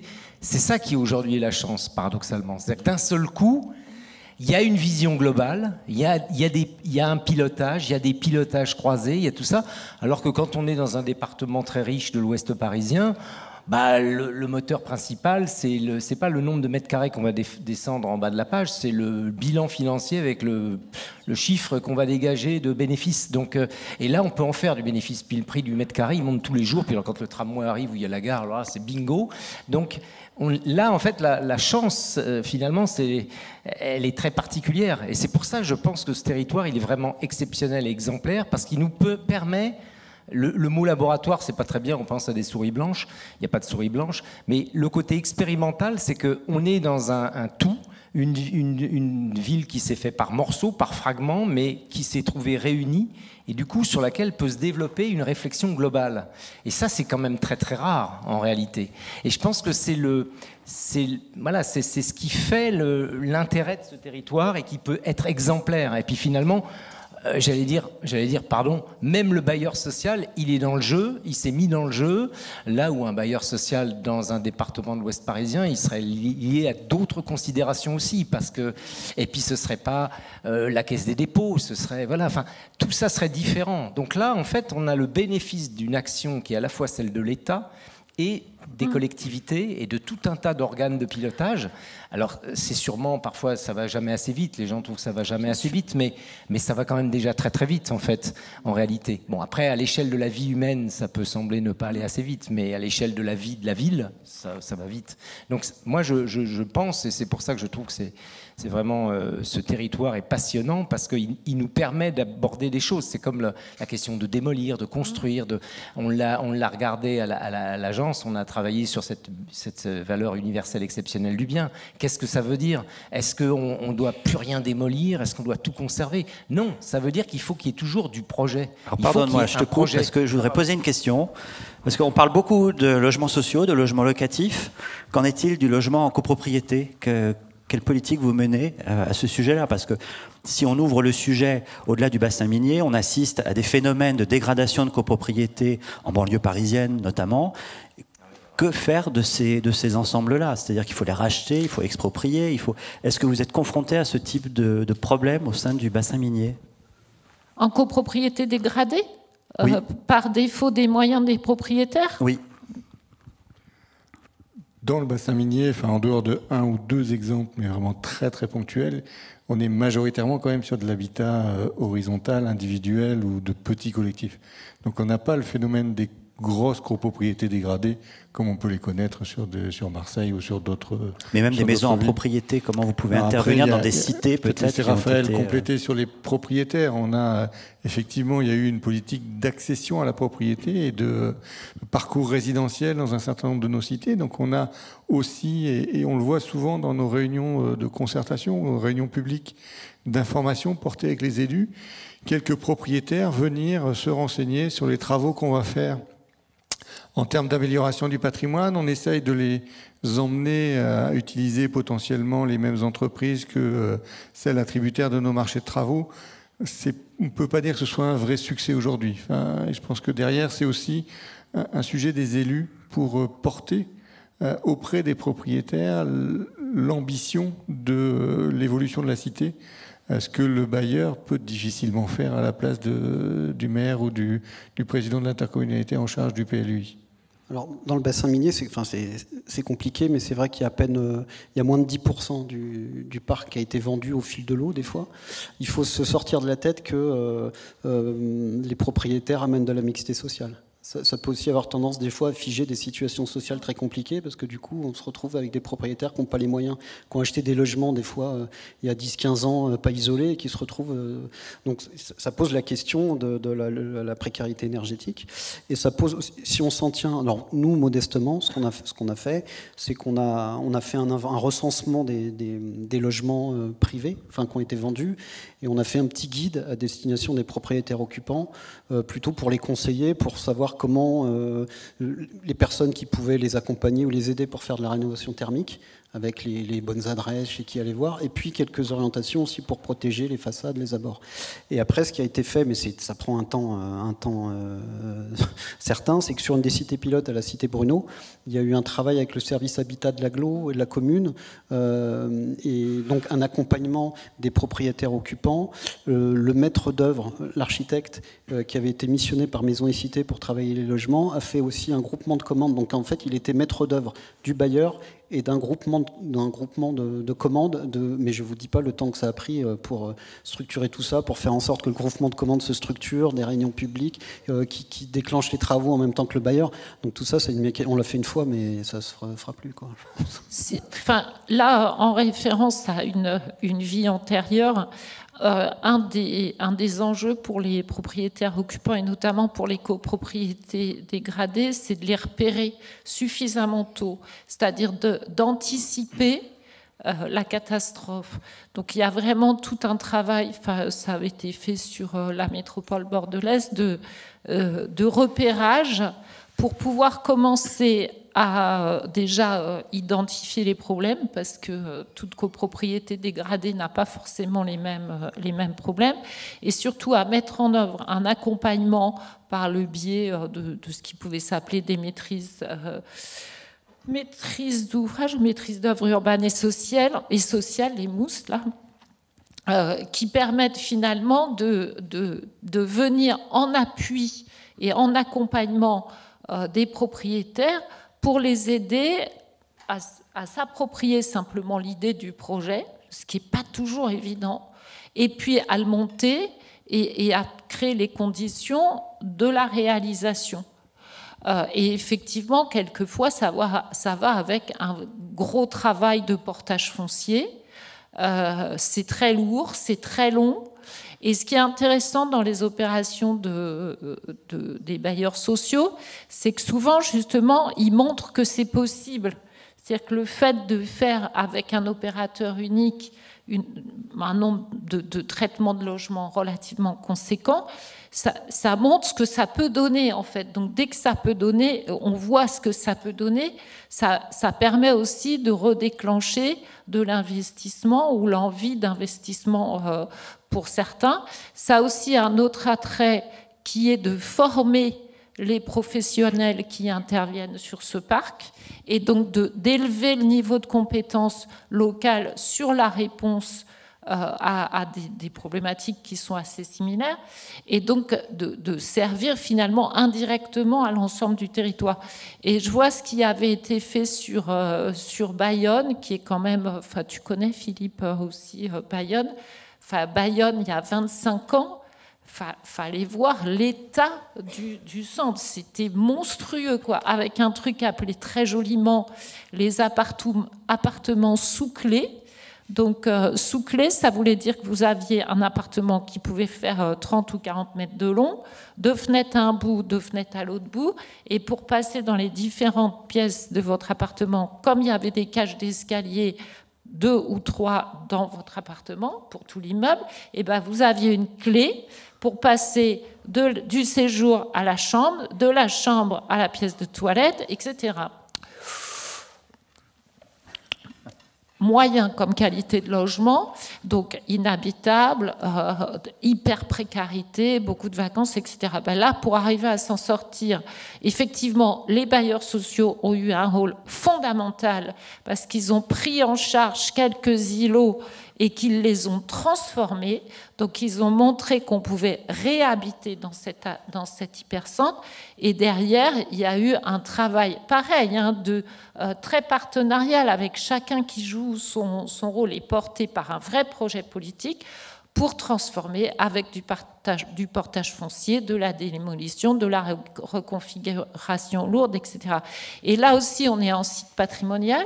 Il y a aussi un centre d'interprétation du patrimoine qui est à la fois un lieu de ressources, de connaissances de ce territoire, mais aussi un lieu de référence pour tous les professionnels et un lieu pour parler de chaque projet en ayant directement accès aux ressources historiques. Et à ce moment-là, on voit bien que c'est un cercle vertueux. Et ce qu'ils avaient développé aussi, c'était un dispositif de formation des artisans, porté aussi beaucoup par la collectivité, pour élever les compétences locales. Mais maintenant, vous allez à Bayonne, c'est super sympa. Ils n'ont pas complètement fini le travail, mais c'est pas bien gros, hein. Mais ils y sont depuis, je pense, les années 90, facilement. Donc ça prend un temps fou et une sacrée constance et une sacrée motivation de la part des équipes élues et services des collectivités territoriales, hein. Il faut y croire. Malheureusement, l'heure tourne, il va falloir conclure. Je voulais donner le mot de la fin à Christine Lecomte, si elle veut se saisir du micro pour conclure cette table ronde.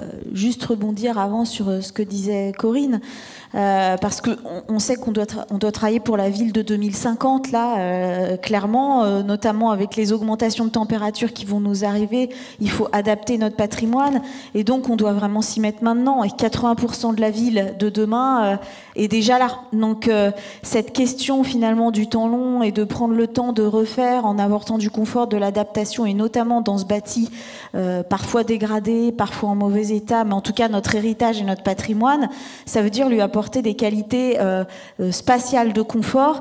Et en fait, il n'y a que l'architecture qui va pouvoir travailler là-dessus, parce qu'en même temps, on a besoin de redonner des usages, etc. Peut-être que... Alors, je ne sais pas si je peux faire une forme de conclusion pour cette table ronde, parce que je trouve que tu l'as un peu fait tout à l'heure, donc je vais un peu paraphraser, mais je crois qu'on a ici, avec l'exemple du bassin minier, un exemple pour beaucoup d'autres territoires sur un processus, sur une chaîne d'acteurs, sur une chaîne de valeurs, et qui, nous, il faut qu'on arrive à en faire démonstration, à la fois pour la réussite que c'est pour les habitants, pour le territoire, pour la question architecturale et patrimoniale et écologique, mais également dans la chaîne d'acteurs pour donner envie aux autres de faire. C'est possible, c'est possible. Je pense par exemple au club Prisme des villes de la reconstruction, qui est un club qui recense les villes de Saint-Dié-des-Vosges, Dunkerque, Le Havre, bientôt Rouen, Évreux, Caen, Lorient, Saint-Nazaire, Brest. Enfin, vous voyez, toutes ces villes-là, et qui travaillent ensemble collectivement sur aussi des paramètres, et qui ont finalement une histoire un peu parallèle à la vôtre sur les questions de copropriété dégradée, etc.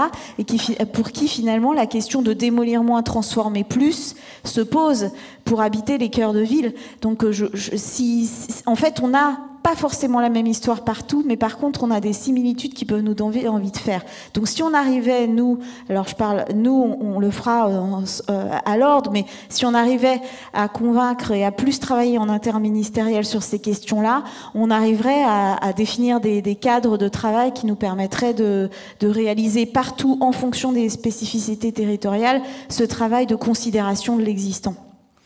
Merci beaucoup en tout cas. Merci d'être venu.